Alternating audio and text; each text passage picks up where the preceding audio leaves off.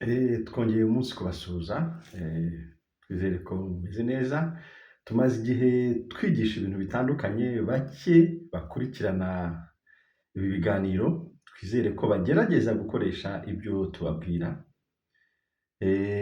Uyu munsi rero turavuga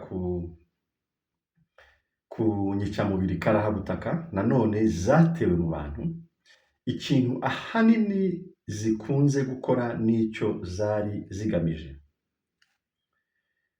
Urebye muri rusange icyo zari zigamije ntabwo ari ukwica abantu gusa, ahubwo ni no kugabanya abantu ku isi mu gihe kizaza.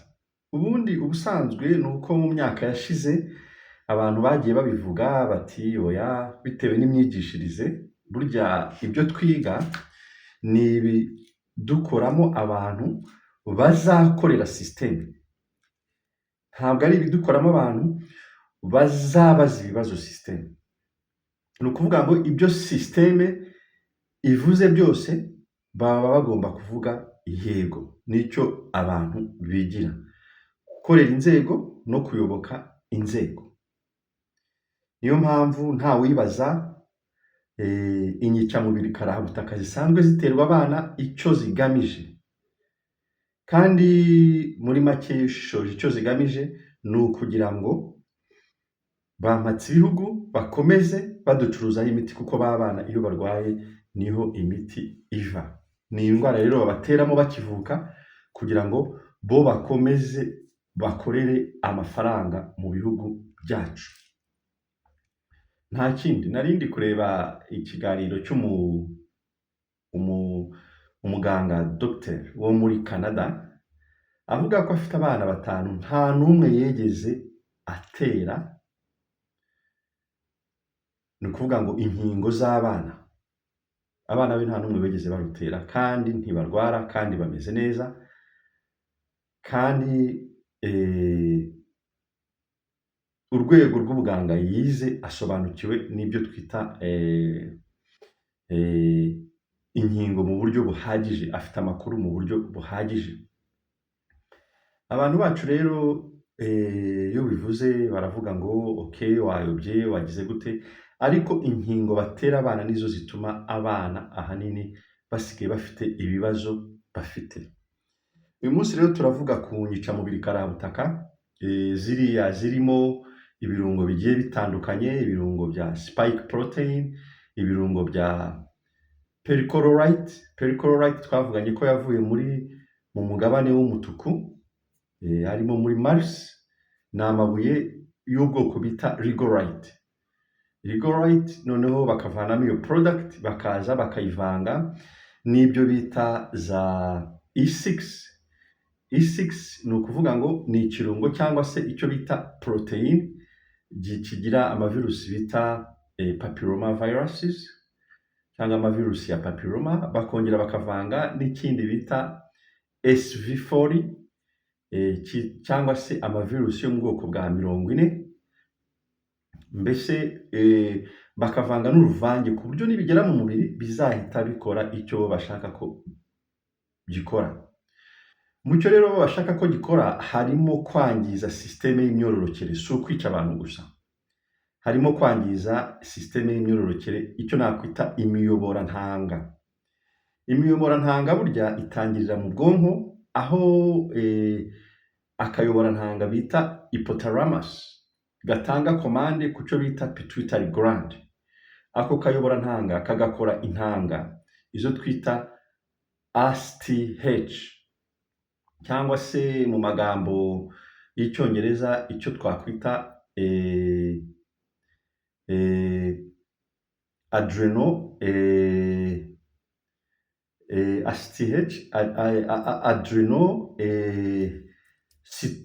cytocytocopic hormones. Ni ukuvuga ngo iyo adrenocorticotropic hormones, ni adrenocorticotropic hormone.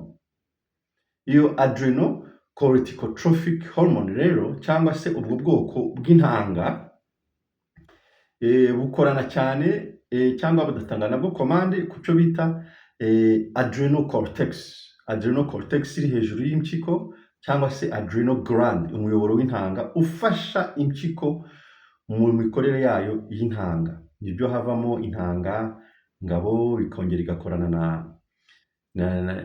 na systeme y'abagore, havamo intanga ngore, ariko gahunda ni hariya ituruka.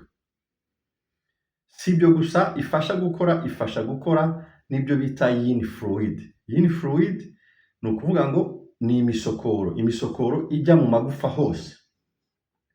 Kuba rero iyi gahunda yarangije iyo miyoboro, izo glande, pituitary gland cyangwa se iyo miyoboro na adrenal gland, ni ukuvuga ngo systeme y'imyororokere yizangirika mu gihe kizaza. Ni ukuvuga ngo abantu bazajya bagira amahirwe bakanabyara, abana bazajya bapfa batarengeje imyaka 10, bitewe n'uko aho amaproteine yagombye kuzubaka ya mibiri yabo, aho izo ntanga zagakwiye kuba zikomeye zikubaka wa mubiri, zigenda zimeze nk'amazi zikaba zoroshye. Urumva rero systeme y'imyororokere y'ikinyejana ku batewe turiya turemangingo, ni ukuvuga ngo ni ibintu bari barateguye byo kugabanya abantu mu isi bakoresheje izo techniques. Ubwo rero izo ntanga yo bazishe, byagiye bigaragara ko hari n'izindi gland zifatwa, burya pancreas gland, niyo mpamvu abantu indwara ya diabete yiyongereye. Ni ukuvuga ngo iyo miyoboro ikorana cyane n'icyo twita pancreas ikaba ikora imvubura zimwe zifasha mu rwego rwo gukora balance y'isukari, glycogen na insuline. Abantu rero diabete zariyongereye, noneho n'abari bazifite ziragenda zijya hejuru.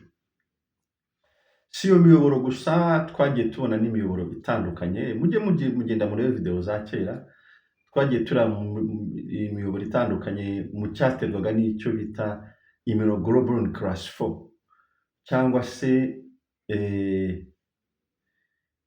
inyakiramubiri yo mu rwego rwa 4. Twagiye tubona ibyo byose. Ni byiza rero uyu munsi nabazaniye urubuto rushobora gufasha izo gland, izo pituitary gland, adrenal gland. Urubuto ntago murimenyereye, urabona ko rusa n'ibirayi, barwita urubuto rwa kiwi. Uretse ko rufasha iyo miyoboro, ubusanzwe rufasha na systeme y'ubudahangarwa y'umubiri, cyane cyane ibyo bita white blood cells and red blood cells, cyangwa se utuvubura tw'umutuku n'utuvubura tw'umweru. Iradufasha cyane cyane. Icyo ikora rero, iragenda ikanubaka umubiri bushyashya. Hariya hose ziriya glande cyangwa iriya miyobora ntanga iba yaragiye isenyuka, iyi kiwi fruit ifite ubushobozi bwo gutangira kugenda iyubaka gahoro gahoro, cyane cyane ko inavana umwanda mu mubiri. Bivana umwanda mu mubiri kuko irabanza ikoza igifu, ikoza amara, of course yoza impyiko n'umwijima.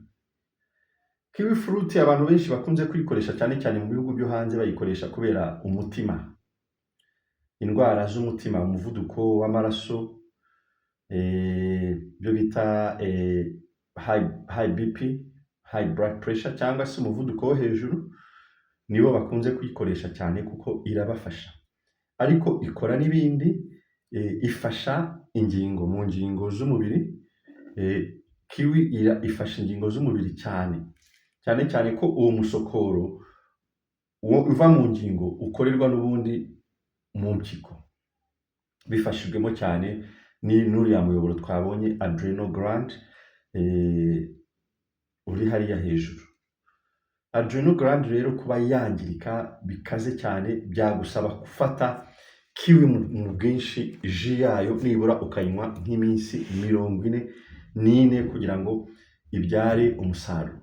Ku bumva ururimi rw'icyongereza, mujye mujya kureba kuri Google, haba hariho ibyo bita health benefits. Wandikamo kiwi fruit, ukandikamo health benefits of kiwi fruit, iyo wanditsemo health benefits of imbuto urwo ari rwo rwose bahita bakwereka byinshi kuri urwo rubuto. Icyo tuba twaje gukora tuba twaje kureba ni ibihe nyama y'umubiri, iyo nyama y'umubiri yavurwa n'uruhe rubuto. Ni ukuvuga ngo ni ubufasha bwihuse. Biba bisaba rero ko atari ikintu ukora umunsi umwe ngo uhite urekera, ni ikintu wakora nk'iminsi 44 nibura kugira ngo impyiko yawe ibe itangiye kugarura ubuzima. Impyiko z'abagabo zarangiritse, impyiko z'abagore zarangiritse, impyiko z'abana bafashe inyicyamubiri karahabutaka zarangiritse, ku buryo icyo abantu bakwiye kuba bakora ubu rero ni iki? Abantu bakwiye kuba bakora icyo bita campaign. Campaign ni ukuvuga ngo gutangaza amakuru, kuko abantu bari gupfa cyane. Abantu bari gupfa cyane muri iyi minsi mu gipimo cyo hejuru. Abantu bari gupfa, ntawe ubyitayeho, ntawe ubivuga, keretse nabonye muri Amerika, mu bihugu byateye imbere, mu Bwongereza, mu Budage, za Sweden n'ahandi, nibo basanga basize n'ubushakashatsi hanze n'uburyo ikica abantu. Za Korea niho bakoze ubushakashatsi bw'amakanseri y'abantu bafashe turiya turemangingo n'abataradufashe.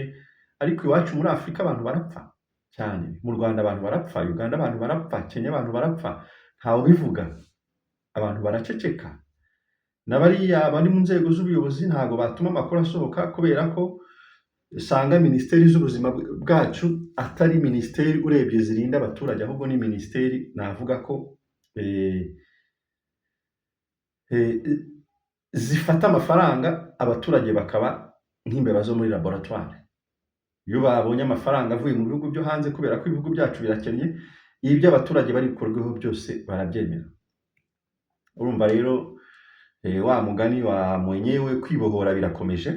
Kwibohora birakomeje, abantu hari ibintu byinshi bagomba kwibohoramo, cyane cyane ibi bintu by'inkingo, iz'abana ndetse n'iz'abakuru, ndetse n'indi miti myinshi idasobanutse. Bikaba byiza kurushaho iyo abantu bayobotse umwimerere, bayobotse gakondo. Mukomeze rero muyoboke gakondo. Murakoze, mwari kumwe na Master Kata, naho ubutaha.